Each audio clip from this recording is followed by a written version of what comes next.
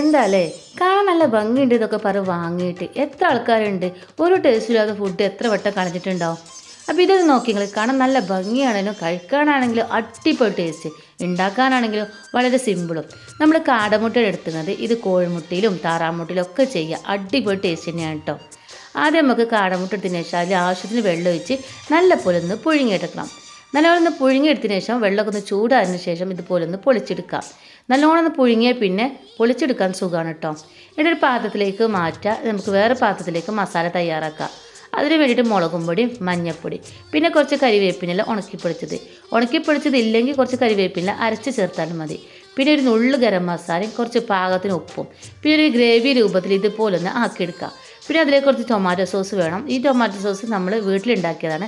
അതാണ് ഇതുപോലത്തെ ഒരു ടിന്നിൽ കേട്ടോ. ഇനി നമുക്കൊരു ചട്ടി അടുപ്പത്ത് വെച്ചിട്ട് അത് നല്ലൊന്ന് ചൂടായി വരുമ്പോൾ വളരെ കുറച്ച് വെളിച്ചെണ്ണ തന്നെ വേണം കേട്ടോ. ഇത് നല്ലപോലെ ചൂടായി വരുന്ന സമയത്ത് തീ ഓഫ് ചെയ്യുക.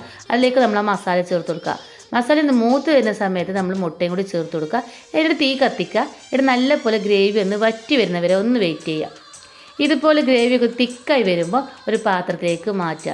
ഇപ്പം തന്നെ കാണാൻ നല്ല ഭംഗിയാണ്. ഇനി കുറച്ചും കൂടി ഭംഗി കൂടാനും വേണ്ടിയിട്ട് 2 കരിവേപ്പിനോ സവോളയൊക്കെ ചേർത്ത് ഇതുപോലെ ഒന്ന് വെക്കുക. എന്നിട്ട് കഴിച്ചു നോക്കുകയാണ്, അടിപൊളി ടേസ്റ്റ് അല്ലേ.